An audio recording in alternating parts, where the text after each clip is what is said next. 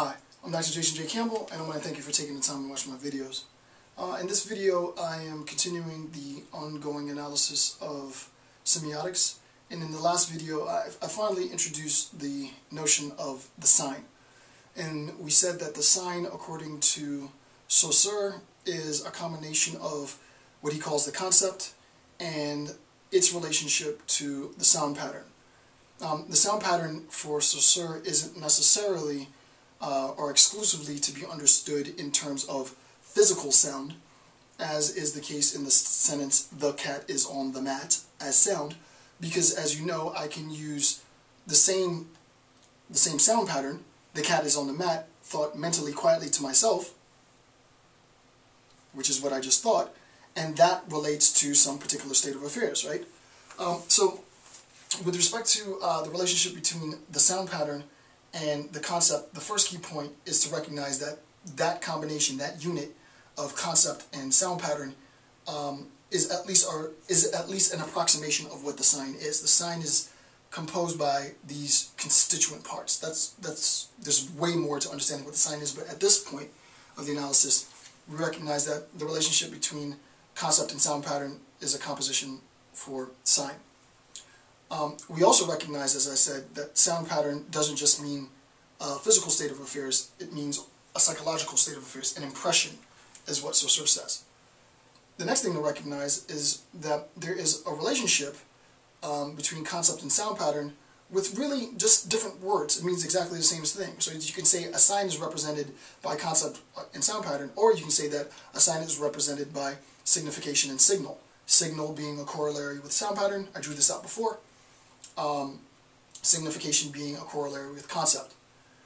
We also recognize that contemporary linguists usually say that it is the signified over the signifier, so that the signifier triggers, it's the sound pattern, it serves as a trigger for the concept, for the structure, which is identified as the signified, so that we have signified signifier, we have concept sound pattern, or we have signification signal. All of that means the same stuff. It all means, for my purposes in here, the same stuff. And what is that? It's sort of the gross division, at least at this level, the very gross initial division between the thoughts that we have and the things in the world, the symbols that we use, the words that we use to represent, to convey meaning of that thought, sort of this process. What we're going to do what I'm going to do in this section, in 1.4, is a relatively small section that spans page 9 to page 10, the top of page 10, is to talk about what Saussure identifies as the organizing principles, right? The organizing linguistic principles. So let's start there. So this is intro.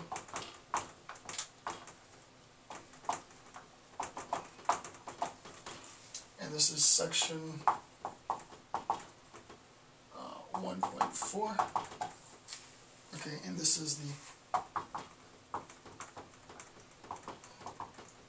organizing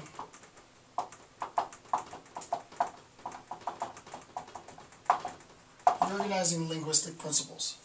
Alright, the first thing to recognize is the connection between the signal and the signification is an arbitrary connection. We talked a lot about that, so I'm not going to get into that at all. So the connection between, but now we're using technical terms to say that, right? Before it was sort of this rudimentary discussion. Now we're using jargon, right? So I'll read exactly what Saussure says himself. Saussure says the link between, or his disciples, what his students said, the link between signal and signification is arbitrary.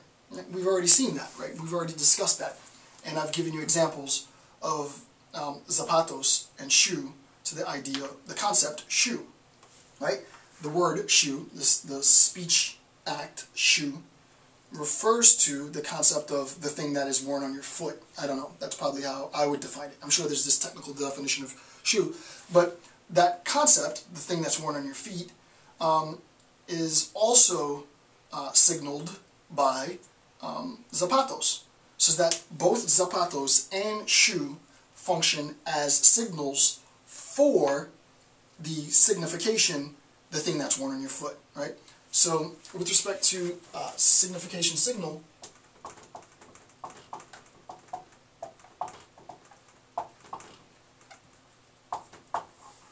we can say that we have as a signal zapatos, and we have shoe. As I said, I don't think it's in this one. Soon in one of these videos, I'm going to use Saussure's example.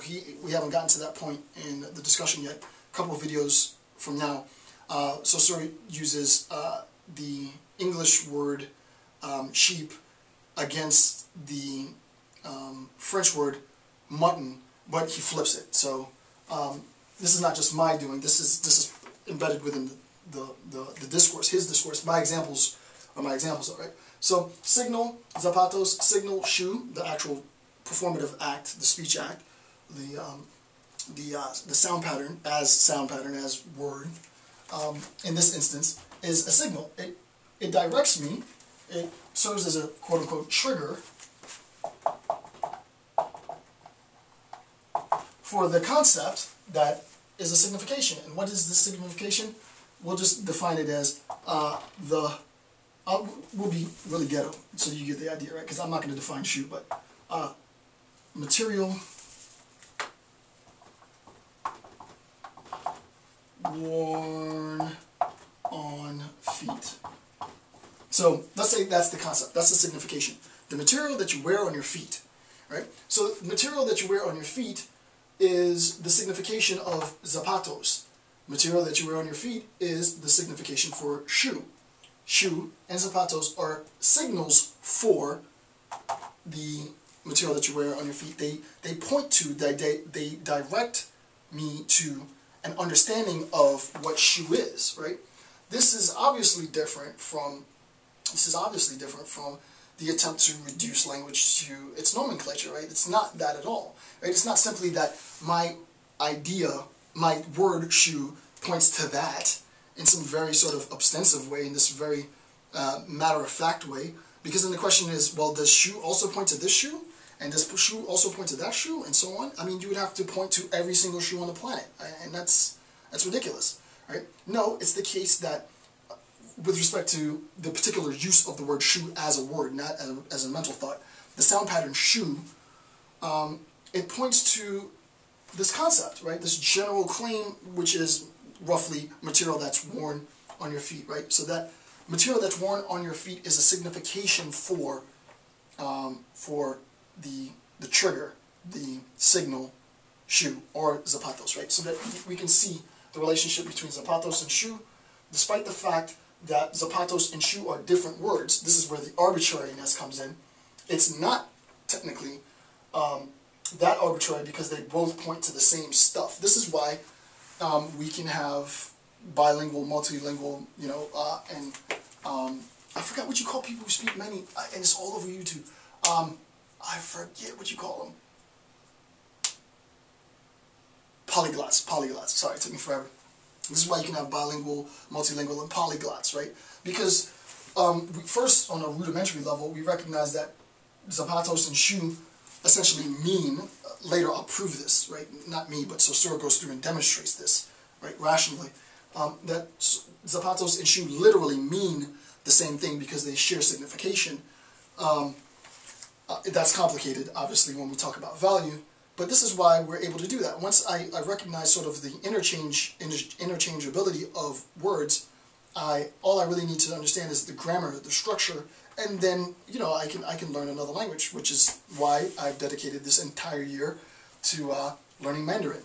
And once I finally get it under my belt, it'll be awesome because I will be doing I'll be doing my lectures. Well, I'm not going to jump ahead, but I have a fantasy in my head that I want to actualize in 2012, but it's going to require me diligently going through Mandarin. So that's what I'm doing this year. You know, after doing all the semiotic stuff, I was like, nah, I can't teach all of this and not learn a second language. I can't only speak English and Ebonics, which I'm fluent in.